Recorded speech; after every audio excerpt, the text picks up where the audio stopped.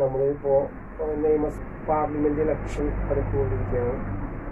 Parliament election സംബന്ധിച്ചിട്ട് നമുക്കിപ്പോൾ കേരളത്തെ കുറിച്ചിട്ടുള്ള ഒരു ദേശീയ തലത്തിലിപ്പോൾ NDA നല്ല സാധ്യതകൾ കൂട്ടിക്കൊണ്ടുവരികയും ഇന്ത്യ മുന്നണി വളരെയധികം പ്രശ്നങ്ങളോട് കൂടി കടന്നു പോകുന്ന ഒരവസ്ഥയാണ് ഇപ്പോൾ.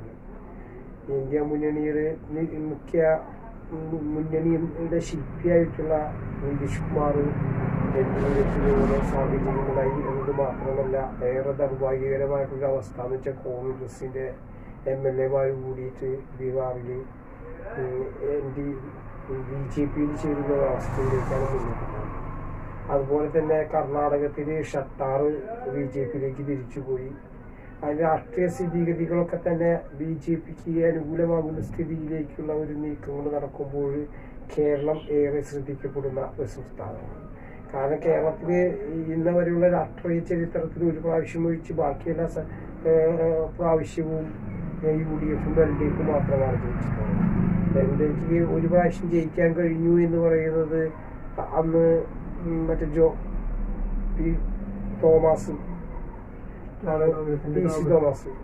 PC തോമസാണ് ഒരു പ്രാവശ്യം NDA മുന്നണിയുടെ സ്വതന്ത്ര സ്ഥാനാർത്ഥി എന്നുള്ള രീതിയിൽ ജയിക്കാൻ കഴിഞ്ഞു. പിന്നീട് കേരളത്തിൽ അങ്ങനെ ഒരു MP കിട്ടാനോ ഒരു അക്കൗണ്ട് എടുക്കാനോ കഴിഞ്ഞിട്ടില്ല. എന്നാൽ ഇന്ന് കേരളത്തിൽ ഏകദേശം ഒരു 5 സീറ്റ് 20 ആകെയുള്ള 20 സീറ്റിൽ ഒരു 5 സീറ്റിൽ 2ാം സ്ഥാനമോ അല്ലെങ്കിൽ 1ാം സ്ഥാനമോ പ്രതീക്ഷിച്ചുകൊണ്ടാണ് BJP മുന്നോട്ട് പോകുന്നത്. 3 സീറ്റിൽ 1ാം സ്ഥാനവും 2 സീറ്റിൽ ഒന്നും കൂടി നോക്കാം എന്ന രീതിയിലാണ് മുന്നോട്ട് പോകുന്നത് തിരുവനന്തപുരം, അതുപോലെ തന്നെ തൃശ്ശൂർ, പാലക്കാട്, പിന്നെ പത്തനംതിട്ട, കാസർഗോഡ് എന്നീ സീറ്റുകളാണ് ഇപ്പോൾ ഇന്നിപ്പോൾ രാഷ്ട്രീയ സ്ഥിതിഗതികളെ കുറിച്ച് പറയാൻ വെച്ചാൽ കഴിഞ്ഞ ഇലക്ഷനിൽ 18 സീറ്റിനെതിരെ UDF വലിയൊരു വിജയം കാഴ്ചവെച്ചതാണ് എന്ന് മാത്രമല്ല ദക്ഷിണേന്ത്യയിലെ ഏറ്റവും കൂടുതൽ ഇന്ത്യയിൽ തന്നെ ഏറ്റവും കൂടുതൽ സീറ്റ് കോൺഗ്രസിനെ കഷ്ടമാക്കാൻ കഴിയുന്നത് UDF മുന്നണിയുടെ ഭാഗമായിട്ട് കേരളത്തിലാണ്. അത് രാഹുൽ ഗാന്ധി കേരളത്തിൽ വന്ന് മത്സരിച്ചു എന്ന രാഹുൽ ഗാന്ധി ഇന്ത്യയുടെ പ്രധാനമന്ത്രിയായാൽ രാഹുൽ ഗാന്ധിക്ക് നേരിട്ട് പിന്തുണ കൊടുക്കുക എന്ന കേരളത്തിൻ്റെ ഒരു മനോഭാവമാണ്. അടിയന്തരാവസ്ഥ കാലഘട്ടങ്ങളിലൊക്കെ തന്നെ ഇത്തരം പല കാര്യങ്ങളും നടന്നിട്ടുണ്ട്. അങ്ങനെയുള്ളൊരു വിധിയെഴുത്തായിരുന്നു രാഹുൽ ഗാന്ധി കേരളത്തിൽ വന്നതോടുകൂടി ഒരു കോൺഗ്രസിന് മാസ് മൂവ്മെന്റ് കിട്ടാനായിട്ട് സാധിക്കും. ഇന്ന് രാഷ്ട്രീയത്തിന്റെ ആ സ്ഥിതിഗതികളൊക്കെ മാറി കോൺഗ്രസിന് ദേശീയ തലത്തിൽ ഒരു മോശം പ്രതിച്ഛായയാണുള്ളത്. അത്ര നല്ലൊരു പ്രതിച്ഛായൊന്നുമില്ല. കോൺഗ്രസിന്റെ MP-മാരായാലും MLA-മാരായാലും ഏത് നിമിഷവും BJP വിളിച്ചു കഴിഞ്ഞാൽ BJPക്കൊപ്പം പോകുന്നൊരു സ്ഥിതിയിലേക്ക് എത്തിയാൽ തന്നെ കോൺഗ്രസ് നല്ല നേതൃത്വത്തില എന്ന് പറയാൻ കഴിയാത്ത രീതിയിലേക്ക് എത്തിയിട്ടുണ്ട്. അതുപോലെ തന്നെ മുന്നണിയായിട്ട് വരികയാണെങ്കിൽ ഇന്ത്യ മുന്നണിക്കും ഇന്നലകളിൽ ഉണ്ടായിരുന്ന വലിയ പ്രതീക്ഷയൊന്നും ഇപ്പോൾ നമുക്ക് കാണാൻ കഴിയില്ല. പക്ഷേ ഓരോ സംസ്ഥാനങ്ങളിൽ എങ്ങനെയെങ്കിലുമൊക്കെ ജയിച്ചു വന്നാലും അന്നേരം കോൺഗ്രസിന് വലിയ പ്രതീക്ഷയൊന്നും ഇന്ത്യൻ രാഷ്ട്രീയത്തിൽ കാണാൻ കഴിയില്ല. പക്ഷേ ഇടതുപക്ഷ ജനാധിപത്യ മുന്നണി കേരളത്തിൽ നല്ലൊരു വലിയ കുഴപ്പമില്ലാത്ത ഒരു പ്രകടനം കാഴ്ചവെക്കാൻ കഴിയും. കാരണം ഒന്നാമത് തന്നെ 2 സീറ്റാണുള്ളൂ. അപ്പോൾ എന്തൊക്കെയായാലും സീറ്റ് കുറവിലേക്ക് വരില്ല, സീറ്റ് കൂടുതൽ പിടിക്കാൻ തന്നെ കഴിയും. ഇടതുപക്ഷ ജനാധിപത്യ മുന്നണിക്കായാലും UDF-നായാലും ഇവിടെ അപ്രാപ്യമായ ഒരു സീറ്റ് എല്ലാ സീറ്റുകളിലും മംഗളൂരു, പിന്നെ മലപ്പുറത്താണ് ചെറിയ രീതിയിൽ അധികം വിജയങ്ങളൊന്നും കാഴ്ചവെക്കാൻ പറ്റാതിരുന്നത് മുസ്ലിം ലീഗിന്റെ കോട്ടയായിട്ടുള്ളത്. അവിടെ പല തവണകളിലൊക്കെ തന്നെ LDF പല വിള്ളലുകൾ വീഴ്ത്താനൊക്കെ കഴിഞ്ഞിട്ടുണ്ട് എന്നതൊരു നമുക്കറിയാം. അപ്പോൾ കേരളത്തെ സംബന്ധിച്ച് പറയുകയാണെന്ന് വെച്ചാൽ ഒരു സീറ്റ് കുത്തക സീറ്റ് എന്ന് പറയാനായിട്ട് UDF-ന് LDF-നും ഇല്ല. അപ്പോൾ അതാണ് സ്ഥിതി. അപ്പോൾ നമുക്ക് കാസർഗോഡിനെ കുറിച്ച് പറയുകയാണെങ്കിൽ കാസർഗോഡ് ഏതെങ്കിലും കേന്ദ്രമന്ത്രിനെ വെച്ച് പ്രത്യേകിച്ച് കർണാടകയുമായി അടുത്ത് കിടക്കുന്ന ഒരു സീറ്റാണ്. മറ്റേ തുളു സംസാരിക്കുന്ന കുറേ ആളുകളുള്ള ഒരു പ്രദേശമാണ് കാസർഗോഡ്. മറ്റേ കർണാടകത്തിൽ ദക്ഷിണ കന്നഡയിൽ BJPക്ക് നല്ല സ്വാധീനമുള്ളൊരു മേഖലയാണ്. അപ്പോൾ അതിനെ കുറേ രീതിക്ക് കൊണ്ടൊരു 2 മേഖലയിലും നല്ലൊരു അറിയപ്പെടുന്ന ഒരാളെ BJP സ്ഥാനാർത്ഥിക്ക് കൊണ്ടുവരാൻ നോക്കും. ഇവിടെ വെച്ചാൽ രാജ്യമോഹൻ ഉണ്ടായാലും UDF നിലവിലുള്ള MP രാജ്മോഹൻ ഉണ്ണിത്താൻ അന്ന് ജയിക്കാനുള്ള കാരണം ഉണ്ടായത് രാഹുൽ ഗാന്ധിയുടെ ഒരു ഇവിടെ വന്ന ഒരു 40,000 വോട്ടിനാണ് ജയിച്ചത്, മാർജിന്റെ വോട്ടിന്. അത് വിഷയമുള്ള കേസൊന്നുമില്ല, കാരണം അന്ന് എല്ലാവരും ജയിച്ചു. 40,000 വോട്ടിനാണ് ജയിച്ചത്. അപ്പോ ഈ തവണ കാസർഗോഡ് സ്വാഭാവികമായിട്ട് നല്ലൊരു ത്രികോണ മത്സരത്തിനൊരു സാധ്യത കാണുന്നുണ്ട്. ത്രികോണ മത്സരം അധികം ഉണ്ടാവാൻ സാധ്യത. എന്തുകൊണ്ടെന്നാൽ അന്ന് രാജ്മോഹൻ ഉണ്ണിത്താൻ 4 ലക്ഷത്തിയും CPM സ്ഥാനാർത്ഥിയും 4 ലക്ഷത്തിയാണ് വാങ്ങിച്ചത്. പക്ഷെ BJP സ്ഥാനാർത്ഥി വാങ്ങിച്ചത് വെറും 1,76,049 വോട്ട് മാത്രം. 16% വോട്ട് ഷെയർ മാത്രമാണ് BJP സ്ഥാനാർത്ഥിക്ക് അവിടെ അന്ന് ഉണ്ടായിരുന്നുള്ളൂ. പക്ഷെ ഈ പ്രാവശ്യം പറയുന്നത് ഒരു കേന്ദ്രമന്ത്രി ആയിരിക്കും അവിടെ മത്സരിക്കുക എന്നൊരു സൂചന ഉണ്ട്. ഈ കോൺഗ്രസ്സുകാർ കേരളത്തിൽ എന്ന് പറഞ്ഞു കഴിഞ്ഞാൽ ഏത് നിമിഷവും BJP പോകുന്ന രീതിയിലേക്കുള്ള അത്രയില്ല. ആകെ ഒരേ നേതാവ് മാത്രം അങ്ങനെ അണികളിൽ അധികം ഉണ്ട്. പക്ഷെ സുരേന്ദ്രൻ മാത്രം സുരേന്ദ്രൻ വ്യക്തി മാത്രമുള്ള കാലങ്ങളായിട്ട് ഈ കാസർഗോഡിന്റെ പ്രത്യേകത കാസർഗോഡ് പല സ്ഥലങ്ങളിലും BJPക്ക് നല്ല സ്വാധീനമുള്ള സ്ഥലമാണ്. അപ്പോൾ ഏതെങ്കിലും രീതിയിലൊക്കെ ഒരു BJPക്ക് ഒരു മൂവ്മെന്റ് ഉണ്ടാക്കാൻ കഴിയും. ഇപ്പൊ കോൺഗ്രസിന് എന്തെങ്കിലും വിഷയങ്ങളൊക്കെ ഉണ്ടായി കഴിഞ്ഞാല് സ്ഥാനത്തേക്ക് എന്നെ സംബന്ധിച്ചൊരു CPM ഈ തവണ എന്തായാലും കാസർഗോഡ് സീറ്റ് പിടിക്കുമെന്നാണ് എനിക്ക് തോന്നുന്നത്.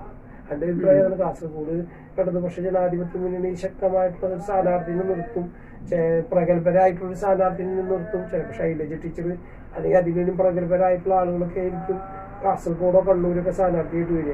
കണ്ണൂരാവാനാണ് ശൈലജ ടീച്ചർ ഏകദേശം ഒന്നില് കണ്ണൂര് അല്ലെങ്കിൽ വടകരയാണ്. അതുപോലെ കാസർഗോഡ് നല്ലൊരു സ്ഥാനാർത്ഥിനെ കൊണ്ടുവരാനുള്ള സാധ്യതകളൊക്കെ ഉണ്ട്. കാസർഗോഡ് കഴിഞ്ഞ വർഷമാണ് തിരിച്ചു പിടിച്ചത്. ഏകദേശം 1984 അവസാനമായിട്ട് ഇതിനു മുമ്പ് അവർ ജയിച്ചിരിക്കുന്നത്, UDF ജയിച്ചത്. അതിനുശേഷം കണ്ടിന്യൂസ് ആയിട്ട് LDF ആണ്, CPM സ്ഥാനാർത്ഥികളാണ് മെയിൻ ആയിട്ട് ജയിച്ചിരിക്കുന്നത് ഈ കാലത്തൊക്കെ. PKP സതീഷ് ചന്ദ്രൻ ഈ പ്രാവശ്യം അധികം വലിയ വോട്ടൊന്നല്ല തോറ്റിരിക്കുന്നത്, വെറും 40,438 വോട്ട്, എന്ന് വെച്ചാൽ 3.7% വോട്ട് ഷെയറിനാണ് ഇത് തോറ്റിരിക്കുന്നത്.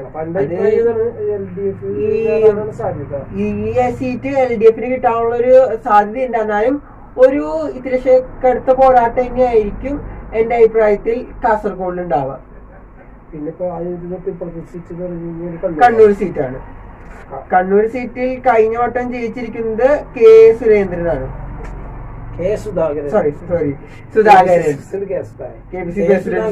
സീറ്റ് മാറി മത്സരിക്കുന്നില്ല എന്ന രീതിയിലാണ് പറയുന്നത്. അപ്പൊ K. സുധാകരൻ മാറി കഴിഞ്ഞാൽ അവിടെ വരുന്ന സ്ഥാനാർത്ഥി, അതുപോലെ തന്നെ CPM നല്ലൊരു സ്ഥാനാർത്ഥിനെ ആയിരിക്കും അവിടെ ഇറക്കിയ. കണ്ണൂർ സീറ്റ് എന്ന് വെച്ച് കഴിഞ്ഞാൽ പലപ്പോഴും കോൺഗ്രസ് വിചാരിക്കാത്ത ടൈമിലൊക്കെ കോൺഗ്രസ് ജയിച്ചിട്ടുള്ള സീറ്റാണ്. കണ്ണൂർ സീറ്റ് നമുക്ക് പറയാനുള്ളൊരു പ്രാവശ്യം കടന്നപ്പള്ളി സുരേന്ദ്രനൊക്കെ ജയിച്ചുള്ള സ്ഥലമാണ്. അപ്പോ പറയാൻ പറ്റില്ല ഏത് സീറ്റ്. ആ കണ്ണൂർ സീറ്റ് അങ്ങോട്ടും ഇങ്ങോട്ടും മാറാം. പക്ഷെ കണ്ണൂർ സീറ്റ് ഇടതുപക്ഷത്തിനൊരു കേരളത്തിൽ മേൽക്കൈ ഉണ്ടാവുക അടിച്ചാല് ഇടതുപക്ഷ ജനാധിപത്യ മുന്നണി. പക്ഷെ എന്റെ അഭിപ്രായത്തിൽ ഈ വട്ടം ഒരു ഭരണവിരുദ്ധ വികാരം നിലവിലുള്ള കാരണം എന്റെ അഭിപ്രായത്തിൽ കണ്ണൂർ സീറ്റൊക്കെ ഉണ്ടല്ലോ അവർക്ക് ജയിക്കാൻ സാധ്യത കൂടുതലാണ്. UDFന് ജയിക്കാൻ ഒരു സാധ്യത ഉണ്ട്. പക്ഷെ ഞാൻ വിചാരിക്കുന്നത് UDF ജയിക്കുന്നത്. ഈ പക്ഷം ഭരണവിരുദ്ധ വികാരത. പിന്നെ അടുത്ത സീറ്റ് വടകര സീറ്റാണ്. വടകര സീറ്റിന്റെ പ്രത്യേകത എന്ന് വെച്ച് കഴിഞ്ഞാൽ വടകര സീറ്റ് ഒരുപാട് രാഷ്ട്രീയ പാരമ്പര്യമുള്ളൊരു സീറ്റാണ്. കുറച്ച് സോഷ്യലിസ്റ്റുകൾക്ക് അവിടെ വോട്ടുകളുണ്ട്. അത് തന്നെയല്ല വടകര സീറ്റ് ഒരുപാട് പ്രാവശ്യം ഇടതുപക്ഷ ജനാധിപത്യ മുന്നണി ജയിച്ചിട്ടുള്ള സീറ്റാണ്. കഴിഞ്ഞ തവണ K. മുരളീധരൻ അവിടെ മത്സരിച്ചു. K. മുരളീധരൻ മത്സരിച്ചപ്പോഴും ഇടതുപക്ഷ ജനാധിപത്യ മുന്നണി ജയിക്കുമെന്ന രീതി വന്ന. പക്ഷെ P. ജയരാജനായിരുന്നു അവിടെ ഇത് സ്ഥാനാർത്ഥി. P. ജയരാജനെതിരെ ശക്തമായിട്ടുള്ള കുപ്രചരണങ്ങളും മറ്റൊക്കെ നടത്തിക്കൊണ്ടാണ് K. മുരളീധരൻ ജയിക്കാൻ കാര്യത്തിൽ സംശയമൊന്നുമില്ല. അപ്പോൾ ഈ തവണ എന്തായാലും ശൈലജ ടീച്ചറായിരുന്നു 90% സ്ഥാനം. എന്തായാലും ഇടതുപക്ഷ ജനാധിപത്യ മുന്നണിക്ക് വളരെ സ്വാധീനമുള്ളൊരു മേഖല. പിന്നെ ശൈലജ ടീച്ചർ ആയ കാരണം തീർച്ചയായും സ്ഥാനാർത്ഥി വെച്ചാൽ അത്ര ഇപ്പോഴും അദ്ദേഹത്തിന് ഉണ്ടല്ലോ പേര് കൂടിയിട്ടുള്ളൂ. അവൾക്ക് ആളുടെ പേര് ഇപ്പോഴും കേരള ജനത ഓർക്കുന്നുണ്ട്. ഇടതുപക്ഷത്തിനുള്ളതാണ്. കണ്ണൂര് UDF-ഉം ജയിക്കാനുള്ള സാധ്യതയുണ്ട്. പിന്നെ കോഴിക്കോടാണ്. പിന്നെ അടുത്ത സീൻ എന്ന് പറയുന്നത് വയനാടാണ്, കോഴിക്കോടല്ല. അതിന് മുമ്പ് വയനാടിനെ സംബന്ധിച്ച് വയനാട് ഇതവണ വീണ്ടും രാഹുൽ ഗാന്ധി കഴിഞ്ഞ വന്നപ്പോഴാണ് വയനാട് ഒരു വികാരം. അത് തന്നെയല്ല വയനാടിനെ സംബന്ധിച്ച് പറയുകയാണെന്ന് വെച്ചാല് കോൺഗ്രസിനും നിലമ്പും ഈ മലപ്പുറത്തിന്റെ ചില ഭാഗങ്ങളും ഒക്കെ അടങ്ങിയതാണ്. 2009 വയനാട് രൂപീകരിച്ചത്. അന്ന് തൊട്ട് കോൺഗ്രസ് ആണ് സ്ഥിരമായി ജയിച്ചത്. വയനാടും കുറച്ച് കോഴിക്കോടിന്റെ ഭാഗവും കൂടിയതാണ് ഈ വയനാട് സീറ്റ്.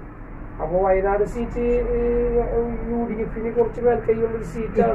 കഴിഞ്ഞ വട്ടം ഏകദേശം 4,31,000 എന്തൊക്കെ പറഞ്ഞാൽ അത്രയും വോട്ട് നേടി വലിയൊരു മാർജിനിലാണ് ജയിച്ചത്. അതൊരു UDF ചിലപ്പോൾ ജയിക്കാവുന്ന രീതിയിലേക്കുള്ള സാധ്യതയാണ് വയനാടിനുള്ളത്. എന്റെ അഭിപ്രായത്തിൽ വയനാട് ഈ പ്രാവശ്യം രാഹുൽ ഗാന്ധി ചിലപ്പോ തെലങ്കാനയിലാണ് മത്സരിക്കാൻ സാധ്യത എന്നൊരു അഭ്യൂഹം. സിദ്ദിഖ് അവിടെ സിദ്ദിഖ് സ്ഥാനാർത്ഥി ചിലപ്പോൾ ഒരു മോശം പ്രകടനം കാഴ്ചവെക്കാം. വയനാടിന് ഒരു സ്ഥിതി UDF-ന് ഒരു അനുകൂല മത്സരിക്കാൻ സാധ്യതയുണ്ട്. ഇന്നല്ല അവിടെ മത്സരിക്കാനായിട്ടുള്ള സാധ്യതയുള്ളത് സിദ്ദിഖാണ്. പിന്നെ എനിക്ക് തോന്നി ഇങ്ങനെ കോഴിക്കോടാണ്. കഴിഞ്ഞ സിദ്ദിഖാണ് സ്ഥാനാർത്ഥി. സിദ്ദിഖിനെ മാറ്റി സിദ്ദിഖ് മാറി കൊടുത്താണ് രാഹുൽ ഗാന്ധിക്ക് വേണ്ടിയിട്ട്. സിദ്ദിഖ് സ്ഥാനാർത്ഥി ചെയ്ത് കുടുങ്ങിയതാണ് വയനാട്. TCDക്കിന് വലിയ ഇതൊന്നുമില്ല. TCDക്കിനെ കുറിച്ച് ഇപ്പൊ ഒരു ആരോപണമൊക്കെ ഉണ്ട്. പിന്നെ തന്നെയല്ല മൊത്തത്തില് ഒരു സ്വന്തം ഭാര്യനെ ഉപേക്ഷിച്ച് വേറൊരാളുടെ ഭാര്യനെ കല്യാണം കഴിച്ചു കൊണ്ടുള്ള ആളൊക്കെ വലിയ പ്രചാരണം വലിയ വർത്താനം പറഞ്ഞിട്ട് കാര്യമില്ല. ജനങ്ങൾക്ക് അതൊരു ബാഡ് മൂവ്മെന്റ് ഉണ്ട്. അതല്ല ഇപ്പോഴുള്ള ഭാര്യയുടെ പേരിലൊക്കെ തട്ടിപ്പിക്കുന്ന വിഷയമുണ്ട്. പിന്നെ ഇപ്പോഴത്തെ വെച്ച് കഴിഞ്ഞാല് കോഴിക്കോട് MK രാഘവനാണ് ഈ പ്രാവശ്യം ജയിച്ചത്. ഒരു 85,000 വോട്ടിനാണ് ഈ കഴിഞ്ഞ വട്ടം ജയിച്ചിരുന്നത്. ജയിച്ചിട്ടുള്ള സീറ്റാണ്. ഇതവിടെ ഇളമനെയാണ് കോഴിക്കോട് ചില സ്ഥാനാർത്ഥിയൊക്കെ. പക്ഷെ കഴിഞ്ഞ കുറച്ച് നാളായിട്ട് 2 വട്ടമായിട്ട് അവിടെ ജയിക്കുന്നത് ഈ രാഘവൻ തന്നെയാണ്. പക്ഷെ അതിനു മുമ്പ് ജയിച്ചിരിക്കുന്നത് നോക്കുകയാണെങ്കിൽ ഇപ്പോഴത്തെ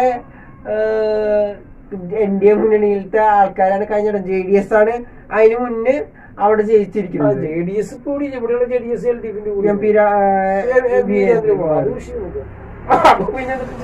കേന്ദ്രത്തിന് പോകുമ്പോ അവര് മറ്റേ സീറ്റ് കൊടുക്കണല്ലേ. അവിടെ സ്ഥാനാർത്ഥിയാണ്.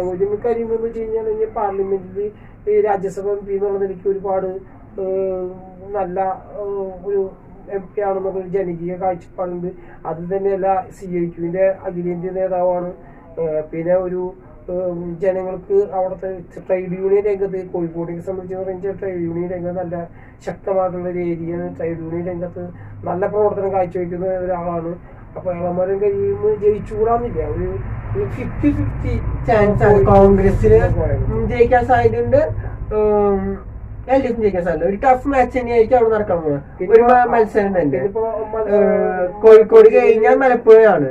മലപ്പുറം എന്നെ സംബന്ധിച്ചിട്ടുണ്ടല്ലോ. എന്തായാലും മലപ്പുറത്ത് സ്ഥാനാർത്ഥിനെ കൊണ്ടുവരുന്നുണ്ട്. ചിലപ്പോ ഒന്നില്ലെങ്കിൽ അബ്ദുൾ റഹ്മാനായിരിക്കും, അല്ലെങ്കിൽ ഈ മറ്റേ കുഞ്ഞാലിക്കുട്ടി മത്സരിക്കല്ലോ പറഞ്ഞിട്ടുണ്ട്. 2 പേർക്ക് മുസ്ലിം ലീഗ് മത്സരിക്കില്ല.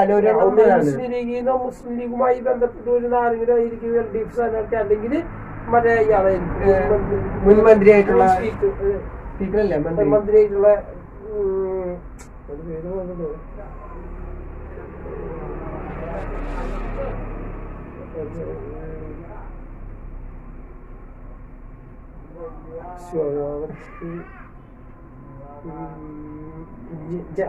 ജലീല് KT ജലീൽ മുൻ മന്ത്രി KT ജലീലായിരിക്കും വോട്ട് പിടിക്കാൻ. എന്നാലും ലീഗിന് സീറ്റ് എന്നുള്ള രീതിയിൽ ലീഗ് ചിലപ്പോ ജയിക്കാൻ. പക്ഷെ ചിലപ്പോ KT ജലീൽ ജയിക്കാൻ സാധ്യത. നല്ലൊരു പേരുള്ള അതുകൊണ്ടല്ലേ പൊന്നാനി സീറ്റാണെന്ന് പിന്നെ നോക്കാം. പക്ഷെ അല്ല കേൾക്കുന്നത് അവിടെ എന്താ മലപ്പുറം സീറ്റിൽ ജയിലില്ല ജയിക്കാൻ സാധ്യത. എന്നുവെച്ചാൽ കഴിഞ്ഞ വട്ടമൊക്കെ നല്ല സുഖമായിട്ടാണ് മറ്റേ ഇവിടെ ഒക്കെ ജയിച്ചിരിക്കുന്നത്. പലപ്പോഴും ഇങ്ങനെ ഏകദേശം ഇന്ത്യ പാർലമെന്റിൽ എപ്പോഴും മുസ്ലിം ലീഗിന് വ്യക്തിഗത രീതിയിൽ സ്ഥലമാണ് മലപ്പുറം. പല അഖിലേന്ത്യ നേതാക്കന്മാർ വന്നു നിന്നിട്ടും അവിടെ ജയിച്ചിട്ടുള്ള സാഹചര്യങ്ങളുണ്ട്. പൊന്നാനിയാണ് പിന്നെയും തോറ്റിട്ടുണ്ട് സീറ്റ്. പൊന്നാനിനെ സംബന്ധിച്ചിട്ട് പറയുകയാണെന്ന് വെച്ചാല് പിന്നെ പൊന്നാനി എല്ലാ വട്ടവും കഴിഞ്ഞ വട്ടം നല്ലൊരു വോട്ട് ഷെയറിനാണ് ജയിച്ചിരിക്കുന്നത്. പൊന്നാനി സീറ്റില് ചിലപ്പോ ഇടതുപക്ഷ ജനാധിപത്യ മുന്നണി നല്ലൊരു സ്ഥാനം കേട്ടി ചെല്ലാൻ ജലീല് ചിലപ്പോ പൊന്നാനിയിലോ പൊന്നാനി കേട്ടി ജലീലാണ് ചിലപ്പോ അവിടെ ഇല്ല സാധ്യത. പി വി അൻവറാണ് ഇവിടെ സാധ്യത ഒരു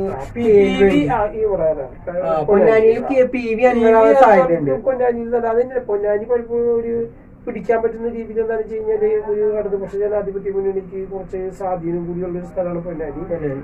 പച്ചോടുത്ത് അപ്പൊ പൊന്നാനി ജനം പിടിച്ചുകൂടാന്നൊന്നുമില്ല. അങ്ങനെ പറയാൻ പറ്റില്ല. 2 സീറ്റും കുറെ നാളായിട്ട് ഇവര് തന്നെയാണ് ജയിക്കുന്നത് കണ്ടിന്യൂസ് ആയിട്ട്. നമ്മൾ പിടിച്ചെടുത്തിട്ടുണ്ട്, ഒരു പ്രാവശ്യം ജയിച്ചിട്ടുണ്ട്. അവരുടെ ചരിത്രത്തിൽ നമ്മള് കൊറേ വർഷങ്ങളായിട്ട് പൊന്നാനി ജയിച്ചിട്ടില്ല. ഇല്ല, അധികം ആരും ജയിച്ചിട്ടില്ല.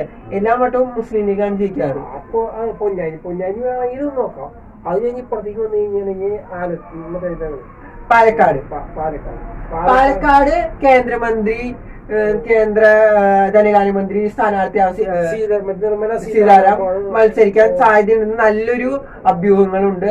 അത് കാരണം കഴിഞ്ഞ തവണ ഇയാളെ മത്സരിച്ച് ഒരു കഴിഞ്ഞ കോൺഗ്രസ് സ്ഥാനാർത്ഥി VK ശ്രീകണ്ഠൻ കോൺഗ്രസ് സ്ഥാനാർത്ഥി, BJP സി കൃഷ്ണകുമാർ. കഴിഞ്ഞ തവണ ഇത് ഉണ്ടായും മറ്റേ പാലക്കാട് സീറ്റ് CPM തിരിച്ചു പിടിക്കാനുള്ള എല്ലാവിധ നോക്കുന്നുണ്ട്. ചിലപ്പോ MP രാജേഷ്. പക്ഷെ അതിന്റെ അഭിപ്രായത്തിൽ ഒരു ത്രികോണ മത്സരമായിരിക്കും അവിടെ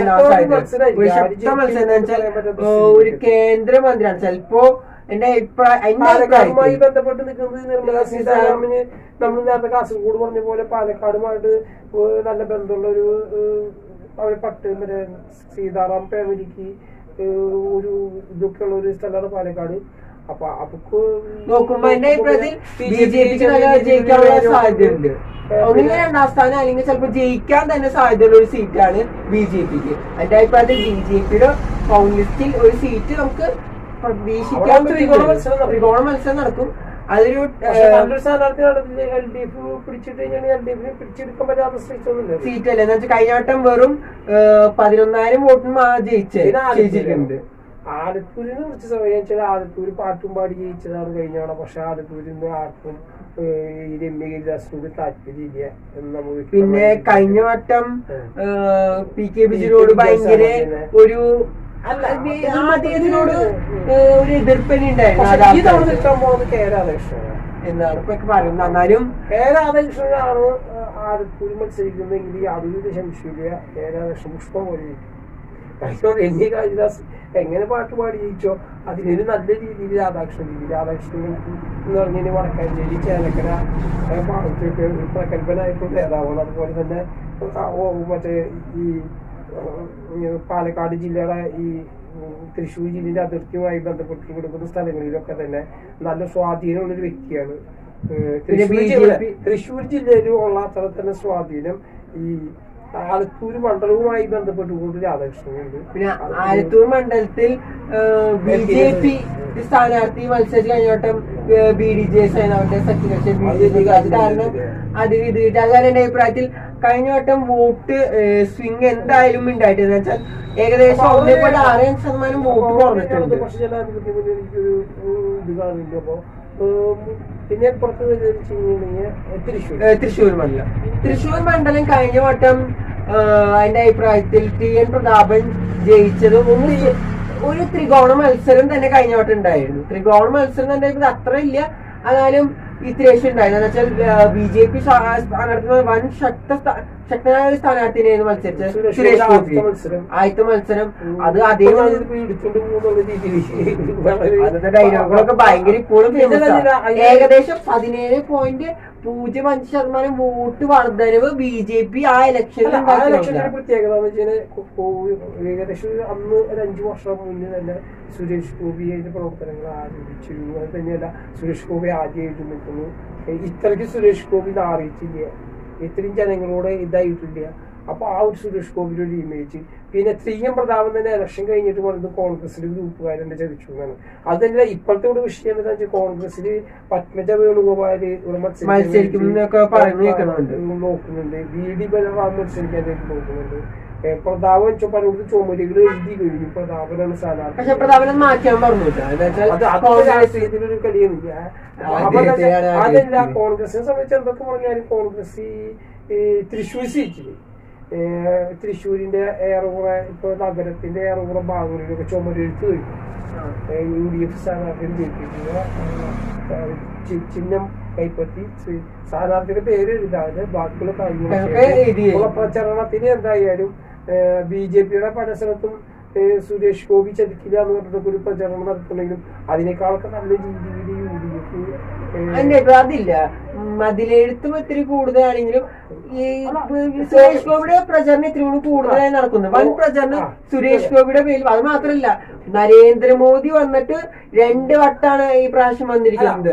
അപ്പൊ നല്ലൊരു ഇത് തന്നെ ഉണ്ടാക്കിയിരിക്കുന്നത്. സംബന്ധിച്ചിട്ട് എല്ലാ ഇലക്ഷനിലും ഏറ്റവും അവസാനം കോൺഗ്രസ് വരികയും ഒരു തിക്കും തിരക്കുണ്ടാക്കി കോൺഗ്രസ് മുന്നോട്ട് പോവുകയും ചെയ്യുകയാണെങ്കിൽ ഈ തവണ തൃശ്ശൂർ എന്തായാലും കോൺഗ്രസ് ചെറിയ രീതിയിൽ പ്രവർത്തനങ്ങൾ സജ്ജമാക്കാൻ അവരെ വർക്ക് ചെയ്ത രീതിയിൽ വർക്ക് ചെയ്തത് മുന്നേ തുടങ്ങാൻ സാധിച്ചിട്ടുണ്ട്. അല്ലെങ്കിൽ മുന്നേ തുടങ്ങാൻ സാധിക്കും. ഇടതുപക്ഷ ജനാധിപത്യ മുന്നണി സുനിൽകുമാറാണ്. മുൻ മന്ത്രിയാണ്. സുനിൽകുമാറിനെ സംബന്ധിച്ചിട്ട് ഒരു ജനകീയനാണ്, ഒരു വലിയ കുഴപ്പമില്ലാത്ത സൗമ്യശീലനാണ്. പിന്നെ തൃശ്ശൂരിക്ക് സുപരിചിതനാണ്, ഏത് നേരത്തും തൃശ്ശൂരുമായി ബന്ധപ്പെട്ട് നടക്കുന്ന ഒരാളാണ്. പിന്നെ CPI ഒരു കാൻഡിഡേറ്റ് ആണ്. ഒരുവിധ ആളുകൾക്കൊക്കെ വലിയ കുഴപ്പമില്ലാത്ത രീതിയിലുള്ളൊരു രീതിയിൽ നിൽക്കണം. അപ്പോൾ ഇവിടെ നല്ലൊരു ടൈറ്റ് പോരാട്ടം തന്നെയാണ് നടക്കുന്നത്. അപ്പോൾ ഈ സുരേഷ് ഗോപിയും VS ശ്രീകുമാറും സുനിൽകുമാറും സുരേഷ് ഗോപിയും പ്രതാപൻ തമ്മിലുള്ള ഒരു മത്സരം കോൺഗ്രസിന് സ്ഥാനാർത്ഥി വന്നാലും ഇവിടെ ചിലപ്പോ ഏകദേശം മത്സരം നിൽക്കുക LDFും BJPയും തമ്മിലാവാൻ സാധ്യത. കാരണം അവിടെ സീറ്റ് വിഭജനത്തിന് സീറ്റിന് പ്രശ്നങ്ങൾ കോൺഗ്രസിൽ തുടങ്ങിയ അതൊരു ഗ്രൂപ്പിൽ കാര്യമായിരുന്ന സ്ഥിതിയിലായിട്ടുണ്ട്. കരുണാകരനും കാര്യമായിട്ടുള്ളതാണ്.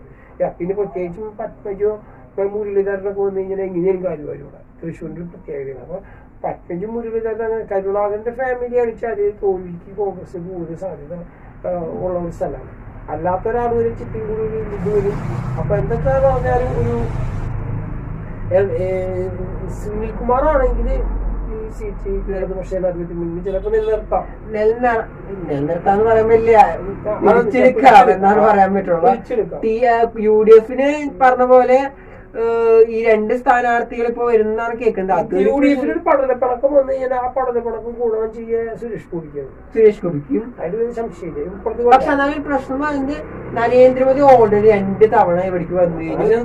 എന്നാലും ഗ്യാരണ്ടി പറഞ്ഞ ഒരു നരേന്ദ്രമോദിയുടെ ഗ്യാരണ്ടി നടക്കില്ല. അതല്ല, നരേന്ദ്രമോദി ഗ്യാരണ്ടി നടക്കും തൃശ്ശൂര്.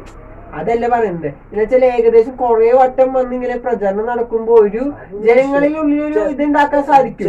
എന്താ വെച്ചാൽ ഒരു ഇത് ഭരണവിരുദ്ധ വികാരം ഈ പ്രാവശ്യം ഉണ്ട്.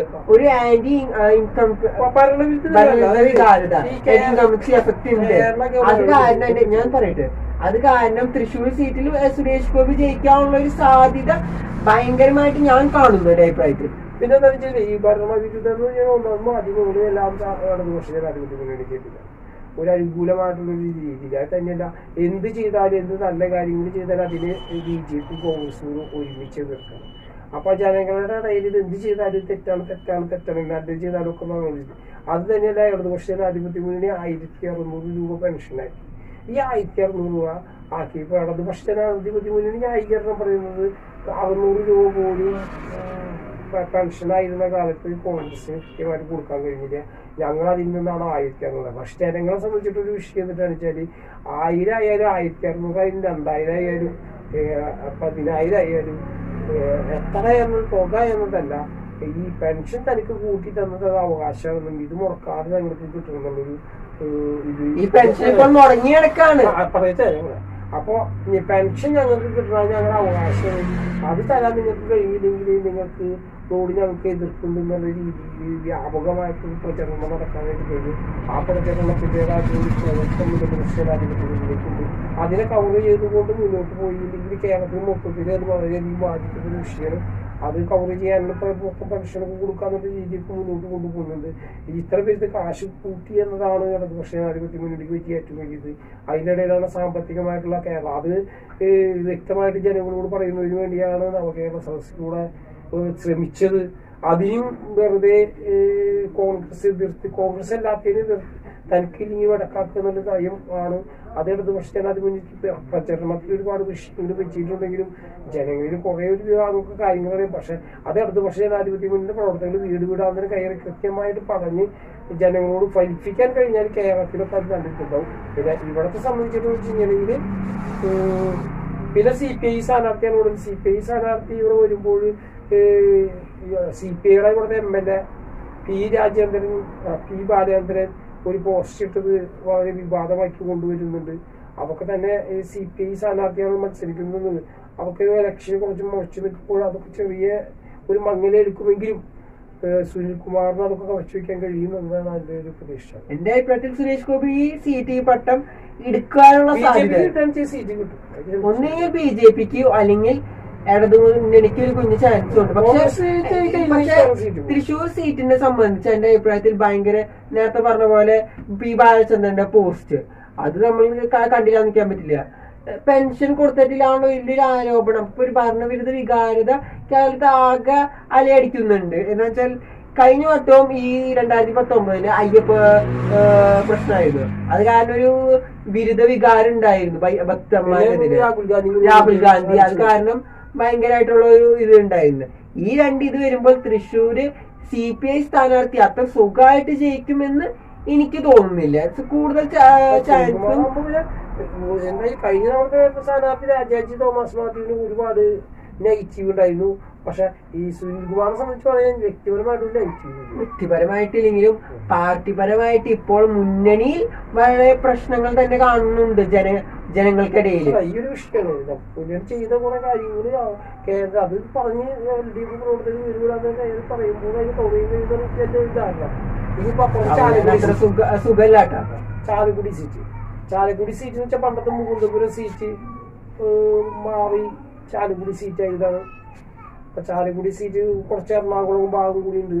അങ്ങനെ മുകുന്ദപുരം സീറ്റ് ചാലക്കുടി സീറ്റായി മാറിയപ്പോൾ അത് ഒരു UDFന് കൂടി ഒരു കംഫർട്ടായിട്ടുള്ള സീറ്റായിട്ടാണ് ഏകദേശം തോന്നുന്നത്.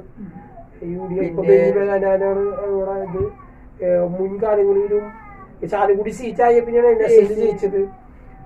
ചാലക്കുടി സീറ്റ് ആയപ്പോ ആദ്യം ജയിച്ചിട്ട് നമ്മുടെ ഇന്നസെന്റ് ആണ്. അദ്ദേഹം മരിച്ചു. അപ്പോ നല്ലൊരു സ്ഥാനാർത്ഥിയെ കൊണ്ടുവരാൻ കഴിഞ്ഞാല് ഈ മുകുന്ദപുരം സീറ്റായിരിക്കും ഒരുപാട് തോറ്റതാണ്. മറ്റേ ലോറൻസ് ഒക്കെ തോറ്റിട്ടുണ്ട്. അത് ഒന്നല്ലാത്ത മോഹൻദാസിനോട് കാലേരി കുടിച്ച് നടക്കുന്ന മോഹൻദാസ് വെറുതെ സീറ്റ് ഇത് കൊടുത്ത് ആദ്യ ചിഹ്നത്തിൽ കൊടുത്ത് ലോറൻസ് മത്സരിച്ചപ്പോ മോഹൻദാസ് ഈസിയായിട്ട് ജയിച്ചു. മൂന്ന് വിചാരിച്ച് ജയിക്കും. അങ്ങനത്തെ കാലഘട്ടമൊക്കെ ഉണ്ടായിട്ട് അപ്പൊ അതാണ് മുകുന്ദപുരം സീറ്റിന്റെ പഴയ സ്ഥിതി. അപ്പൊ ആ സീറ്റാണ് ചാലക്കുടി സീറ്റ്. ചാലക്കുടി സീറ്റിനെ സംബന്ധിച്ച് ചാലക്കുടി നിയോജക മണ്ഡലം തന്നെ കഴിഞ്ഞ ഇലക്ഷനിലെ ഈ തൃശ്ശൂർ ജില്ലയിൽ ആദ്യം കൂടി പോയി സീറ്റാണ്. അപ്പൊ അതിനൊക്കെ പാച്ചപ്പ് ചെയ്യാനായിട്ട് LDFന് കഴിഞ്ഞാലും നോക്കാതെ നല്ലൊരു ചാലക്കുടി സീറ്റ് ചിലപ്പോൾ ഇന്നസെന്റിനെ പോലെ അത്ര ഒരു പിന്നെ ഒരു വിഷയമുണ്ട്. അത് പറഞ്ഞു ചാലക്കുടി സീറ്റിൽ മത്സരിക്കാൻ പോണത് മാഷകൾ. അങ്ങനെ വന്നു കഴിഞ്ഞാൽ അങ്ങനെ നല്ലൊരു LDF സ്ഥാനാർത്ഥിയിൽ നല്ല പ്ലസ് പോയിന്റ് വരും. പ്രൊഫസർ മുൻമന്ത്രി പ്രൊഫസർ മത്സരിക്കുകയാണെങ്കിൽ സാധ്യത കൂടുതലാണോ? ഈ പ്രൊഫസർ മത്സരിച്ചാൽ ഒരു സാധ്യത. കാരണം പ്രൊഫസർ മത്സരിച്ച ഒരു വിഷയം എന്ന് വെച്ച് കഴിഞ്ഞാൽ ഇപ്പോഴും പ്രൊഫസറിന് ഭയങ്കര പേരാണ്. ശൈല ടീച്ചറിനെ പോലും പ്രൊഫസറിനെ പോലും മാറ്റിവെക്കാൻ പറ്റാത്ത ഒരു അന്നത്തെ ഭരണകാലത്ത് ഏറ്റവും മുന്നിട്ട് പ്രവർത്തിച്ച രണ്ട് വ്യക്തികളാണ്. അവരെ മാറ്റാൻ പറ്റില്ല. അപ്പുറത്ത് കോൺഗ്രസിന് വലിയ കാലം കൂടി ആളുകളടിച്ചാല് ചിലപ്പോൾ ഒരു പ്രശ്നം ഒരുപാട് രവീന്ദ്രനാഥിന് ഒരുപാട് നിഷ്പക്ഷമതികളുടെ വോട്ട് ഒരുപാട് കിട്ടും. അതായത് ശംശീല വ്യക്തിപരമായിട്ട് അയാളെ കുറിച്ചിട്ട് എല്ലാവർക്കും നല്ലൊരു അഭിപ്രായം. കളങ്കരഹിതനായിട്ടുള്ള വ്യക്തിയാണ്. നല്ലൊരു സൗമ്യശീലനാണ്. അത് കഴിഞ്ഞാൽ ജീവിതത്തിലും അത് കീപ്പ് ചെയ്യുന്ന ഒരു വ്യക്തിയാണ്. വിദ്യാഭ്യാസ മന്ത്രിയായ കാലത്ത് വളരെയേറെ മുന്നോട്ട് നമുക്ക് നോക്കുകയാണെങ്കിൽ വിദ്യാഭ്യാസ മന്ത്രി മുൻ വിദ്യാഭ്യാസ UDF ഗവൺമെന്റിൽ പഠന പുസ്തകങ്ങൾ എത്തിക്കാൻ പറ്റുമോ എന്ന സംശയമുണ്ടായിരുന്ന കാലത്ത് ഈ മാഷ് മന്ത്രിയായതിനു ശേഷം കൃത്യം സമയത്ത് ബുക്കുകൾ എത്തിക്കുകയും മുന്നേ തന്നെ പ്രിന്റ് ചെയ്ത് എത്തിക്കാനുള്ള സംവിധാനം തന്നെ ചെയ്ത ഒരു വ്യക്തി തന്നെയാണ് രവീന്ദ്രൻ മാഷ്. അത് കാരണം വളരെയേറെ സാധ്യതകളുണ്ട് രവീന്ദ്രൻ മാഷിനെ ജയിക്കേണ്ട അഭിപ്രായത്തിൽ. പിന്നെ കഴിഞ്ഞ വട്ടം ജയിച്ചത് 1 ലക്ഷം വോട്ടാണ് രാഹുൽ ഗാന്ധിയുടെ ഒരു ഇതുണ്ടായിരുന്നു. പക്ഷെ ഈ പ്രാവശ്യം എന്തായാലും ജയിക്കാനുള്ള വളരെ സാധ്യതയുണ്ട്. മത്സരിക്കുന്നില്ല എന്ന് വിചാരിച്ചിട്ടുണ്ടാവുന്ന ടൈമാണ്. പിന്നെ സ്ഥാനാർത്ഥി അതായത് വിഷയങ്ങളൊക്കെ ഉണ്ടായി.